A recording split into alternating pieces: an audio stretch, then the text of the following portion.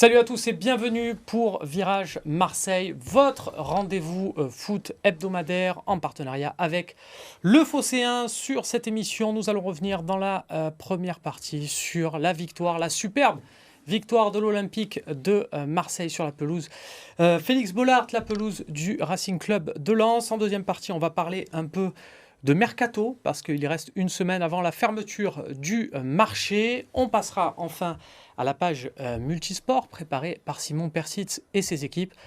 Tiens, on parle de multisport, je suis obligé de commencer l'émission par ça, parce que le sport à Marseille, c'est aussi le water-polo, le cercle. Eric, ce week-end, on a appris une bien triste décision, une bien triste nouvelle, la disparition de Marc Crouzia. Oui, c'est un grand monsieur du sport marseillais qui nous quitte jeune, trop jeune, voilà, et donc j'ai une pensée, ça m'a touché, puisque on le connaissait bien, Marc, et voilà, je voulais avoir une pensée pour Nathalie, son épouse, Charlotte et Hugo, son fils, qui a repris le flambeau au niveau du water-polo, et voilà, leur faire un gros bisou, on pense fort à eux. Voilà, Hugo, je connais aussi, et que je salue et à qui je pense aussi pendant cette émission. Flo Germain, le correspondant de RMC Sport à Marseille, est Bonjour avec nous aussi. Et on va parler football, bien évidemment. Virage Marseille, c'est maintenant.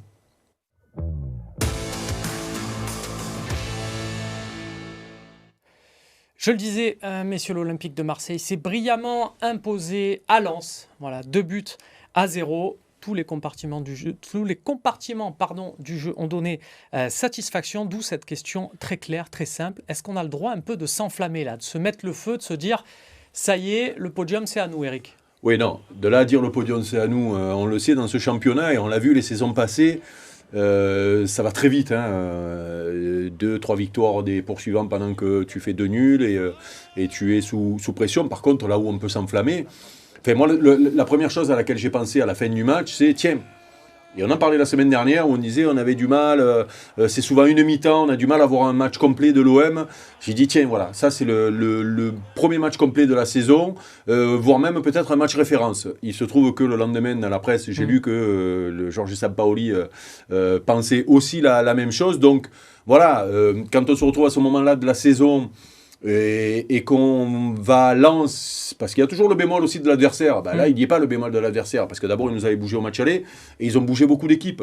Et que tu fais ce genre de match-là, avec ce résultat-là, et la prestation individuelle d'ensemble, voire même le collectif, oui, tu es obligé d'être heureux et de te dire, tiens, pour le sprint final, c'est quand même une base intéressante. Maintenant, le sprint va être long et il faut pas caler en route, mais c'est une super nouvelle ce qu'on a vu samedi soir. Flo, on a parlé, Eric nous dit match référence. Il y avait la victoire de Monaco aussi qui était totale, mais qui était en septembre. Est-ce que là, c'est encore plus une référence, ne serait-ce que par l'avancement du calendrier? On est au mois de janvier, l'OM a frappé un grand coup. Oui, puis avec l'équipe type, parce qu'il n'y avait pas Payet à Monaco, donc là, pour le coup, tout le monde était là, bon, à part... pas Milik non plus, c'est vrai, à Monaco. Et voilà, pas Milik, et bon, là, il y a évidemment les Conrad et les 2 joueurs qui sont partis à la CAN, mais pour moi, c'était l'équipe type, et surtout, j'ai le sentiment, je pense que Sampaoli, il a dû ressentir samedi soir et ce week-end un sentiment un peu de plénitude, parce que moi, ce qui m'a frappé, c'est que l'OM a joué comme Sampaoli veut que son équipe joue. Finalement, c'est bien le handball. Ça...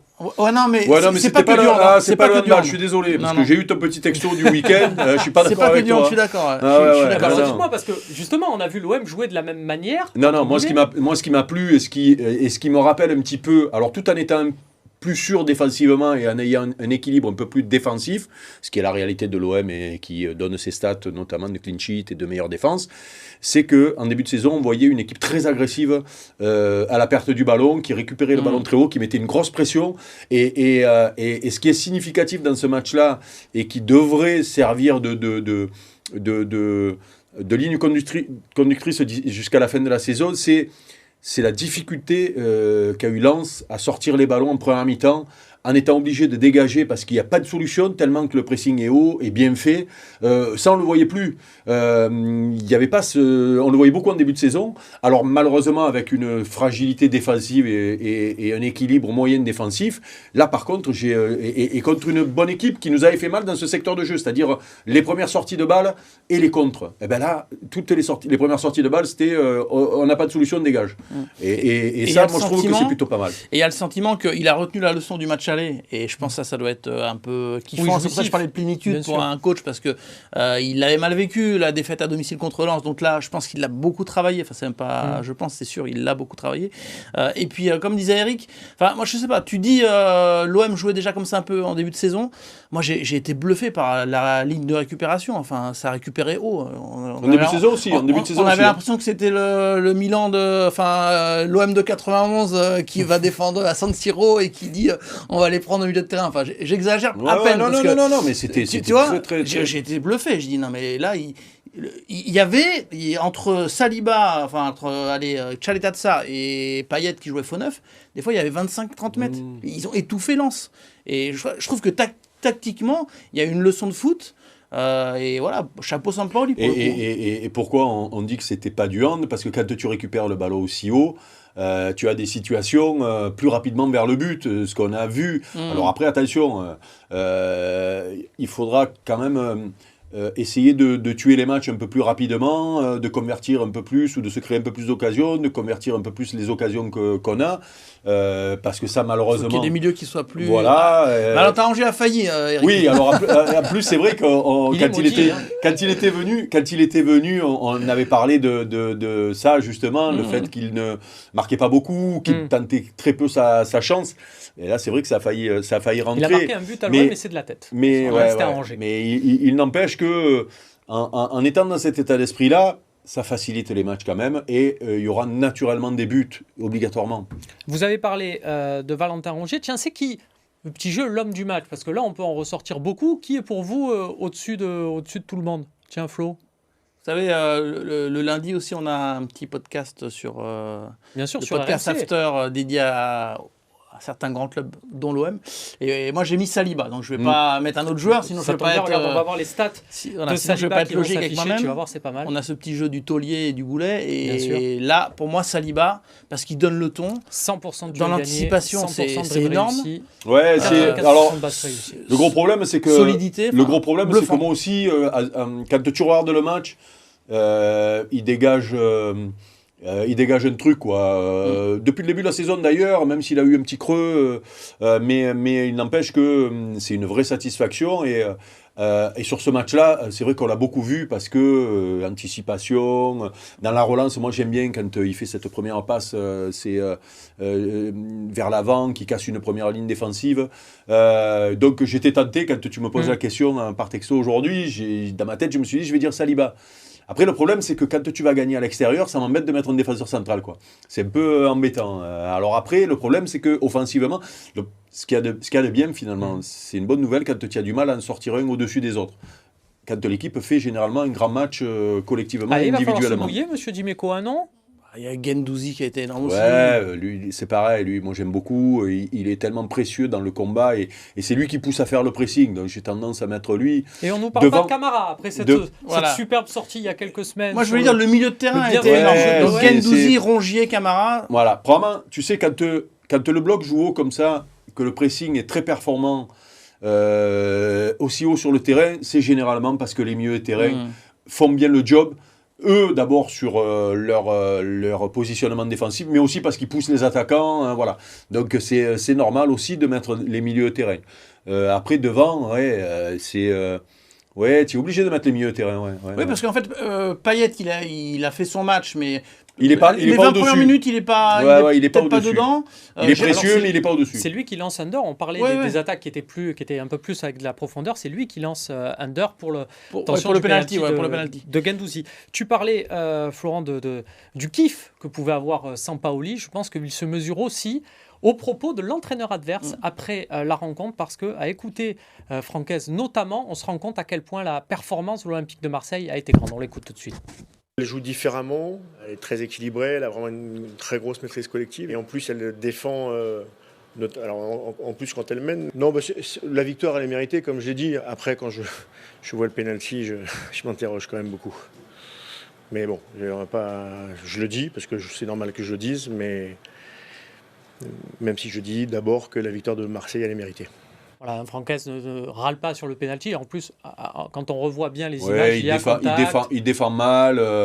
Quand tu es coach, normalement, tu en veux plus à ton joueur qu'à l'arbitre sur un truc comme ça. C'est ça, il a peut-être protégé publiquement, mais... Mais il y a quand même une notion sur laquelle il faut insister sur ce match-là, contrairement au dernier match qu'on a vu, et voire même contrairement à ce que je vois un peu généralement en Ligue 1 ces derniers temps, c'est la qualité technique marseillaise samedi soir. Pas beaucoup de pertes de balles, beaucoup de sorties clean, parce que c'est pas évident quand tu récupères le ballon haut. Généralement, tu as l'adversaire qui est proche de toi, c'est normal, puisque le bloc est assez regroupé. Et j'ai vu une qualité technique pour sortir de l'étau lensois, parce qu'attention, les lensois, ils font pas un bon match, mais ils font pas un bon match parce que l'OM est très bon dans le pressing, mais aussi techniquement. J'ai pas vu beaucoup de déchets, en tout cas beaucoup moins que ce qu'on a vu ces derniers temps. Ça fait penser à Monaco, la seconde période à Monaco. Exactement, et ça, il faut le C'est mettre en aussi avant. un aspect sur lequel Sampaoli et son staff, ils sont intransigeants. C'est-à-dire que, malheureusement, on ne voit pas les entraînements du début à la fin, mais sur ce qu'on peut voir et déceler en début de séance à chaque fois, c'est qu'il est là, il leur met la pression, les passes, il faut qu'elles soient appuyées. Ne serait-ce que le moindre taureau, le moindre petit exercice où Sampaoli, voilà, il donne de la voix et pour lui c'est non négociable. C'est-à-dire qu'une passe elle doit être bien appuyée, techniquement le contrôle il doit être propre et voilà, il insiste beaucoup là-dessus et ça porte ses fruits aussi. Ça porte ses fruits au classement. On va le voir, le classement où l'Olympique de Marseille est solidement accroché au podium. Tiens, une déclaration de Christophe Galtier, l'entraîneur de Nice, après la rencontre, la victoire de Nice à Metz, qui a dit: mes joueurs ont vu le match de l'OM. Alors c'est déjà pas mal parce que de nos jours, les footballeurs qui regardent les rencontres de foot, il n'y en a pas trop, et qui regardent les rencontres des adversaires, c'est encore moins courant. Et il dit, voilà, ça les a motivés, donc on s'installe progressivement dans une lutte pour cette deuxième place entre Marseille et Nice. Ouais, c'est un beau duel. En tout cas, ouais, le classement le retranscrit, hein, c'est une notion qu'on voit depuis un petit moment. Hein, même si Nice a eu un moment difficile avant la trêve, où on sentait qu'ils étaient un petit peu poussifs, on sait que Christophe a le savoir-faire pour justement arriver à gommer tous les petits les défauts qu'ils ont pu avoir. Ça se voit sur leurs résultats. Et là, alors attention, je le répète, dans ce championnat, et les autres années, les années précédentes nous ont déjà montré qu'il faut faire attention à ce qu'on dit, parce que la vérité d'une semaine n'est pas celle de la semaine d'après, parce que ça va vite. Mais c'est clair que sur ce qu'on voit ces derniers temps, les équipes qui sont programmées pour lutter en haut et en tout cas pour se battre, c'est Nice et l'OM. On va voir ce qui va se passer avec Lyon, avec d'autres équipes qui sont programmées aussi pour être en haut si elles arrivent à un moment donné à hisser leur niveau de jeu. Mais en tout cas, l'OM et Nice sont partis pour se battre là-haut. Le fait que Monaco et Rennes en plus soient tombés ce week-end, c'est une bonne nouvelle pour l'OM. Et juste un mot, maintenant il y a les matchs à domicile, enfin il y a la Coupe Montpellier et Angers, et c'est là que finalement l'OM est attendu, quoi. C'est dans un vélodrome où ils sont un petit peu en difficulté ces derniers temps. On va passer à la page Mercato.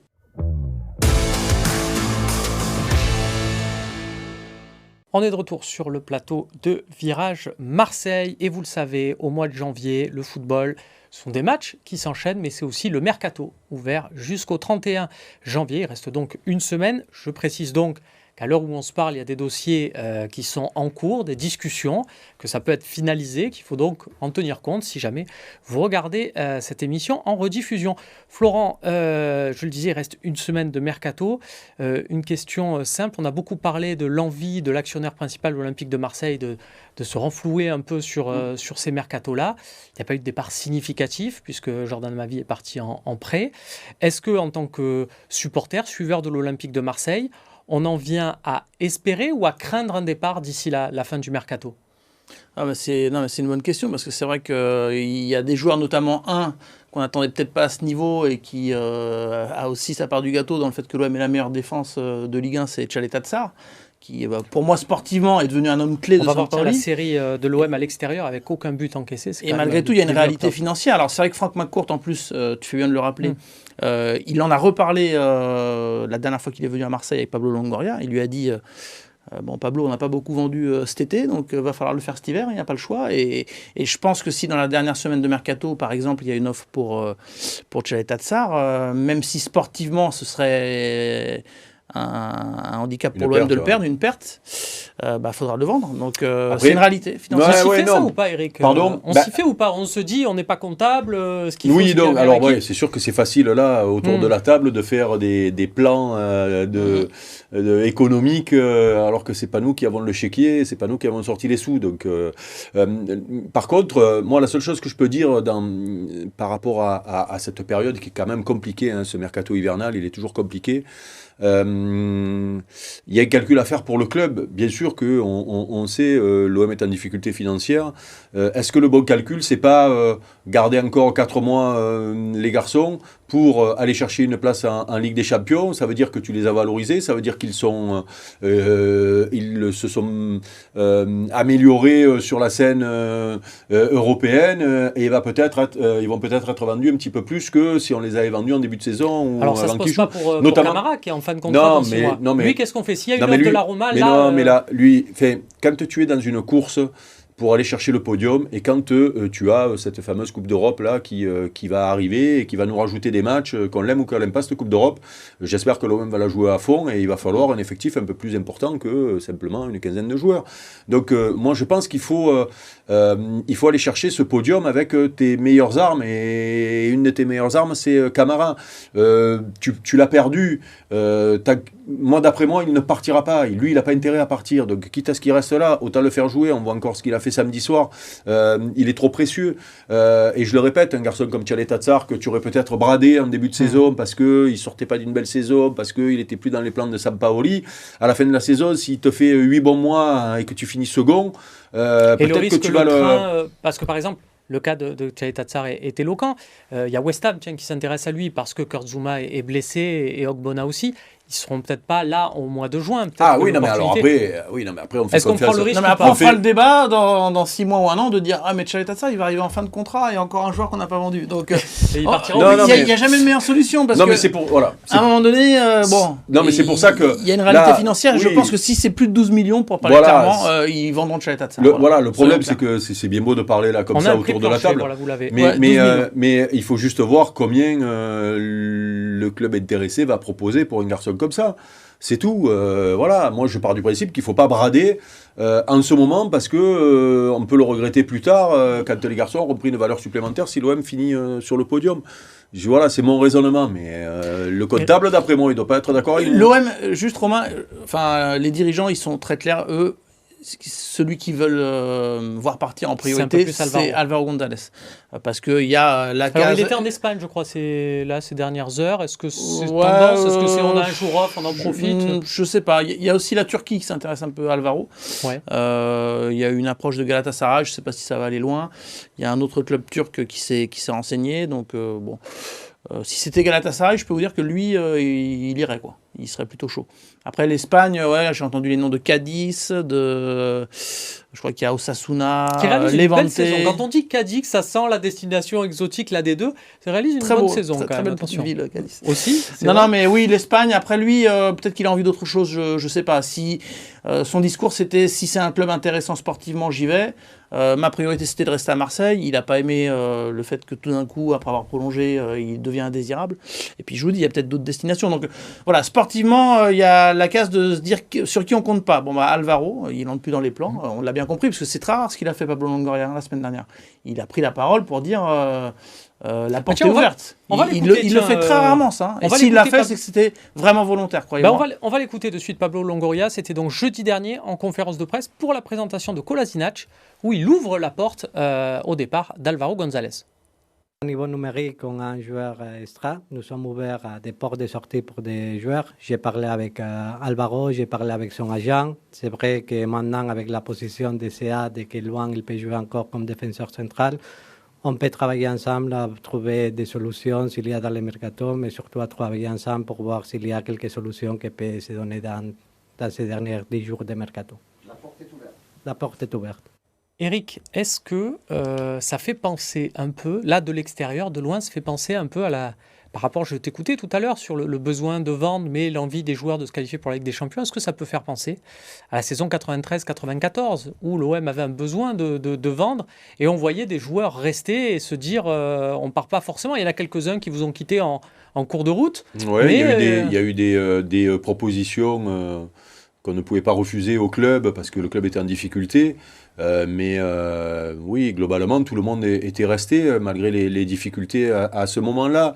Est-ce que le latéral gauche avait des grosses offres, tiens, d'ailleurs, à ce moment-là, ça aurait pu?